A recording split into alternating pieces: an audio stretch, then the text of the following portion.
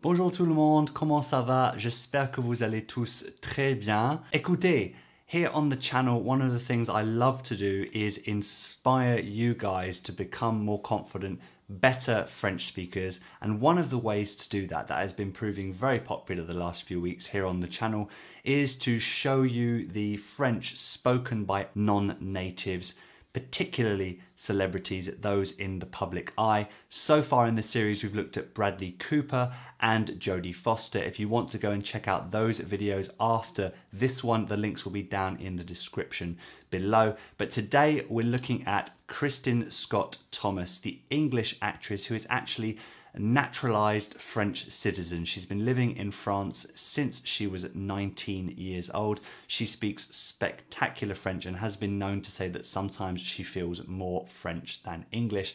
What I'm going to do is pick out some useful tips for you from the things that we can hear her saying, talk a bit about her pronunciation, the grammar she uses, the phrases she uses, so that you guys can come away having learned some new French and also feel more confident that you too can become that confident, fluent French speaker that you want to become one day.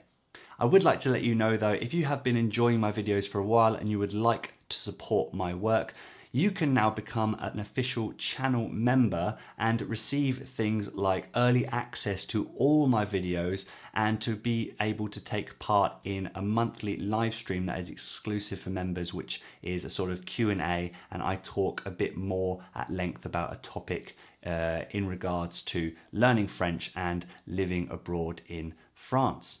If you'd like to find out more and become a member yourself, then please do click on the join button down below or the link in the description. Thank you to Mohammed, Catherine, Mike and Patrick so far for making this video possible. All right, into the video, Kristin Scott Thomas speaking French. What can we learn? Allez, c'est parti. En regardant la projection de certaines de ces scènes, vous auriez vous-même pleuré. C'est-à-dire été sensible à votre propre jeu. Non, c'était pas, enfin, j'espère que c'était pas à mon propre jeu.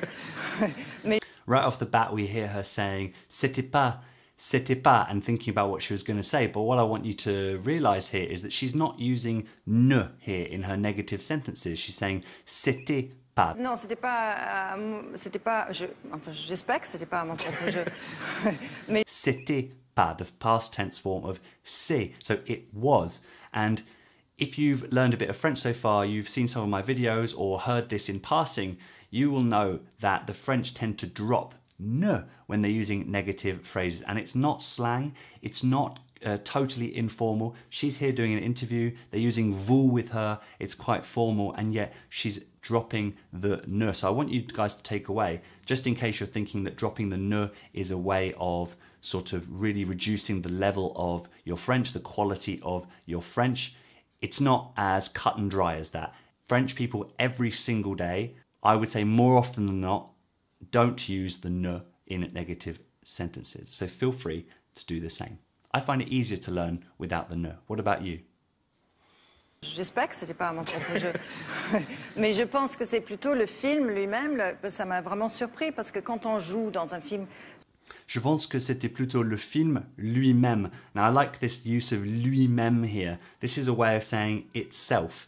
Now in French they use lui because you have to agree with the gender of the noun you're talking about. So le film is masculine. So she says le film lui-même, the film itself. You know, she's really trying to be specific about what actually surprised her, what actually caused her to shed some tears, which was what the assertion was a moment ago.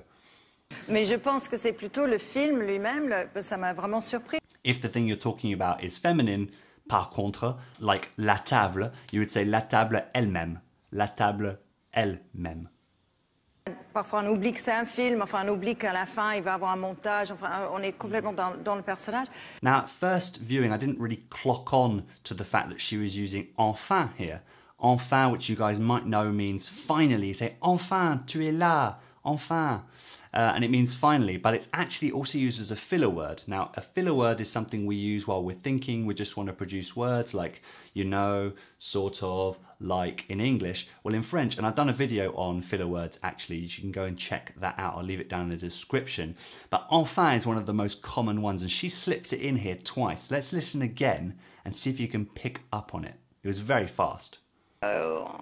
Parfois on oublie que c'est un film, enfin on oublie qu'à la fin il va avoir un montage, enfin on est complètement dans le personnage. Did you get it? Let's pick them out one by one. Parfois on oublie que c'est un film, enfin on oublie que... Parfois on oublie que c'est un film, enfin on oublie que...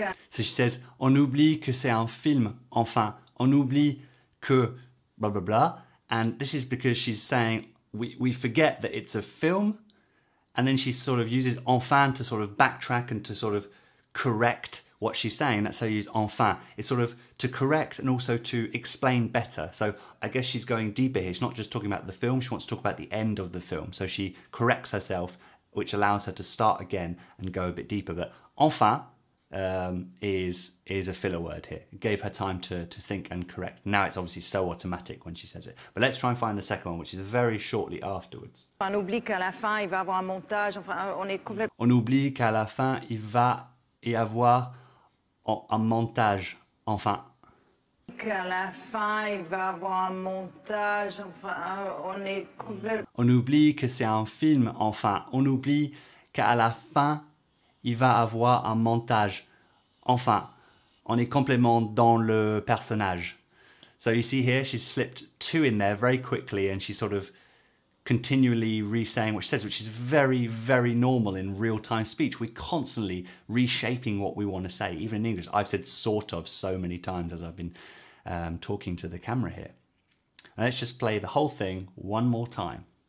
Parfois on oublie que c'est un film, enfin on oublie qu'à la fin il va avoir un montage, enfin on est complètement dans le personnage. Et c'est vrai que ça m'a... Et c'est vrai que ça m'a surpris l'effet du montage. Here she says, ça m'a surpris, so it surprised me. L'effet du montage. And I like the way she structures this here. It's very French. She says, ça m'a surpris, okay, it surprised me. And then she's repeating what it is that surprised her, but she's specifying it. So, ça m'a surpris, what? L'effet du montage. So we don't really say it like that in English, do we? We'd be more like we'll say it up front, I think. The effect of the edit, I think, montage, the best word for that is edit, or the resulting film surprised me, right? But I suppose we could say it similarly to the French, and now my English is so messed up that I say a lot of things in English that are structured like French. But hopefully you see how that's particularly French. Des mauvaises cigarettes? Ah oui, ça c'était peut-être la chose la plus pénible. Vous ne fumez pas dans la vie? Si, alors j'étais une de ces fumeuses qui fument que les cigarettes des autres, donc je suis... She was asked here, vous ne fumiez pas dans la vie? And she replies with si. Now, have you guys heard of si here? I actually did a post about it the other day on Instagram, so I'll link that down below if you haven't checked it out. But the French don't just have oui et non for yes and no. No, they have the word si. And the video over on Instagram explains it better than I can do right here in the scope of this video. But essentially, it's another way of saying yes, but in response to a negative statement or question. So he says, vous ne fumiez pas dans la vie, or vous ne fumiez jamais dans la vie. And she says, si. So she says, yes, I did smoke. Right, but because he asked it with a ne jamais or ne pas question, she couldn't just say oui, she has to say si. But anyway, check out the Instagram post, it's very informative. It took me a long time to get confident and comfortable using si, because it's something that we just don't have in English. And obviously the first few times I would be forcing myself to use it because it wasn't a direct translation. And then after a while it becomes more of a habit. But for a few years, I was understanding it when people were saying it, but I wasn't saying it. So I had to switch my mind on to focus on it and start using it, and then it just comes. Definitely didn't suddenly turn on and then always used si. I still probably say oui when I should say si nowadays, but it doesn't change much. J'avais 5 ans quand mon père est mort et 11 ans quand mon beau-père est mort. Bon, c'est des choses qui forgent, hein, c'est des choses qui forment et qui forgent et qui fait que je suis qui je suis. Donc, je ne peux pas commenter. Now here, she makes one of her extremely rare errors, and I almost feel bad pointing it out, but it's really important to show you guys that even the people we think are speaking incredible French, it doesn't mean that it's perfect, right? So here she talks about how her father passed away when she was young, and then her stepfather not too many years after, and then she says, c'est les choses qui forgent, qui forment. So the things that forge who we become, who make us who we become. But then she says les choses qui forgent, les choses qui forment. And then after another bit of filler speech, she says qui fait que. C'est des choses qui forgent, hein? C'est des choses qui forment et qui forgent et qui fait que je suis qui je suis. Right? Now, if you've been paying attention and you know your conjugations, you know that she's talking about the third person plural. She says les choses. So it's forme with ENT, forge with ENT, and for faire, it should be font, F-O-N-T, but she uses fait. And perhaps because she's learned so much with listening rather than reading, because the third person singular and third person plural sound the same for regular verbs, forge et forme, but faire irregular, so you need to use font. But look, she got a conjugation wrong and we're still in awe of her French. So I honestly was surprised to hear that sort of mistake. But hey, it shows what's possible, right? And now we're going to see her very comfortable in making jokes, and I just love the reaction of the presenter here. He can't get over the fact that she made fun of him a little bit. Donc je suis venue en France pour 15 jours et je suis restée presque 30 ans. Donc, voilà. Mais comme jeune fille au père au départ ou pas? Comme jeune fille au père, maintenant je ne fais plus ça. Non. Je ne suis pas spécialement intéressé. Mais vous imaginez un peu? Mais comme jeune fille au père au départ, and so she had said, like, you know, I arrived in France and then I stayed for 30 years, right? And he's like, you came as an au pair, une jeune fille au pair au départ, at the beginning, au départ, and she's like, oui, mais je ne fais plus ça maintenant. And he just starts laughing. Because she's like, yeah, but I don't do that anymore.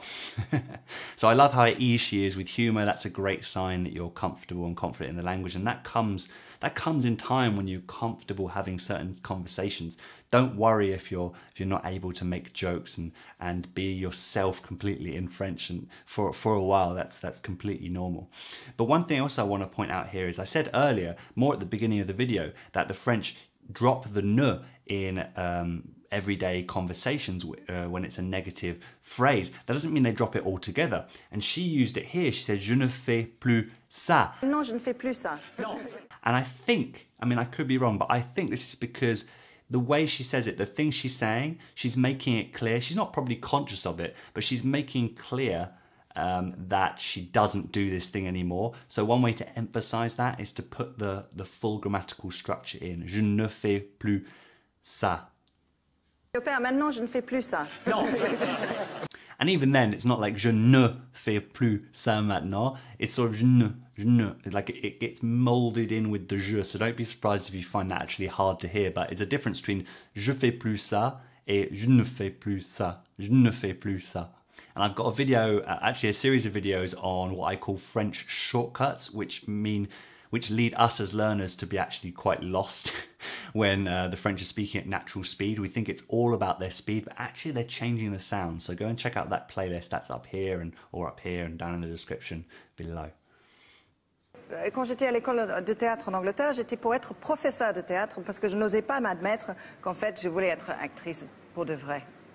Quand j'étais à l'école de théâtre en Angleterre, j'y étais pour être professeur parce que je n'osais pas m'admettre qu'en fait, je voulais être actrice pour de vrai. Now, two things here. I like the use of the word oser, which is to dare. I didn't dare admit to myself, je n'osais pas m'admettre, ou je n'osais pas de m'admettre que je voulais être actrice pour de vrai. So the first thing is oser. I like this verb. It's just a bit different to dare, right? And I didn't dare admit to myself. And I think that's quite posh if you say it in English. But again, it's another example of how modern French that is perfectly acceptable in all sort of circles, translated directly to English would maybe see you fit into a different class or be interpreted differently. So I find that quite interesting, and that's something I'll be fascinated for forever. And the second thing is at the end she says être actrice pour de vrai. Now just remember this is a stock phrase, pour de vrai, for real, right? I didn't want to admit to myself that I wanted to be an actress for real. I preferred to stay as a theatre teacher, theatre professor, right? Pour de vrai. Cet accent, à l'époque, il était, pardon de dire ça, pire que non, je crois que c'était mieux. Ah oui? Oui, je pense que j'avais moins d'accent avant parce que je parlais moins l'anglais. Parce qu'avant, j'étais en France, je ne fréquentais que des Français, je ne parlais que le français. Et maintenant, je travaille beaucoup en Angleterre et je parle beaucoup anglais à la maison. Here is a wonderful insight into why her accent and pronunciation are so good in French. She said when she arrived, she only spent time with French people. Je ne fréquentais que des Français. She never spoke English, she only spoke French. Now, of course, that doesn't mean she's going to pick up pronunciation. She's obviously got a bit of ability for it, and she probably worked hard on it anyway. But what I want to take from that for myself and for you guys is that don't be worried if your pronunciation isn't perfect or even close to it. She had to spend years in France speaking only French and only meeting French people to get her intonation and get her pronunciation to where it is right now. So it's just not realistic for most of us who maybe live here, work in English, like spending time with English speakers. Don't feel bad about that, but that could have an impact, and it will have an impact on the pronunciation quality you can achieve unless you focus hard on it. She did the full immersion route and threw herself in, which believe me is not easy, but it has been shown to have effects. But not everyone who immerses themselves like her will end up with a perfect French pronunciation. And she actually talks about her accent. She says that it actually has got worse because she used to have a perfect pronunciation by only speaking to French people, but now she spends so much time in England and working in English speaking cinema that now when she speaks French, the English is affecting that, which I find fascinating because I thought if you learn French and get it to a certain degree at a certain age, as soon as you switch into it, your brain just goes back into French mode and you can pronounce everything the same. But it shows that it's a muscle, it needs to keep being trained, and if you don't speak French for long periods of time, you could lose it. So that is fascinating.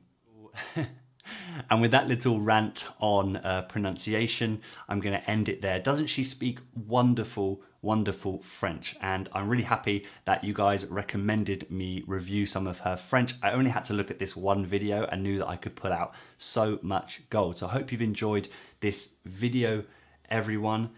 Don't forget, if you are someone who's been learning French a while, maybe you're living in a French-speaking country, maybe not, and you realize you can't transfer what you have in your head into speaking confidence and fluidity, and you would like some help with it, then I currently have some spots open in my one-on-one coaching. Please do get in touch down below or send me an email. The links are down in the description box below. I would love to talk to you about your French goals and current situation, whatever they may be. If you're not ready to talk about coaching, but you'd like a free guide on 6 of my top tips for how to become a more confident French speaker, then you can also find a link to that down in the description box below. But until next time, everyone, remember, progrès, pas perfection. What a perfect hashtag, the 3 French P's. Don't try and be perfect, just aim for progress bit by bit, every week, every month, every year, and you will get to where you want to be. But until next time, and for more reviews of celebrities speaking French, subscribe to the channel, and I will see you in the next video. À la prochaine. Ciao. Parce que je n'osais pas m'admettre que je voulais être maître qu'en fait parce que je n'osais pas m'admettre qu'en fait enfin on oublie que enfin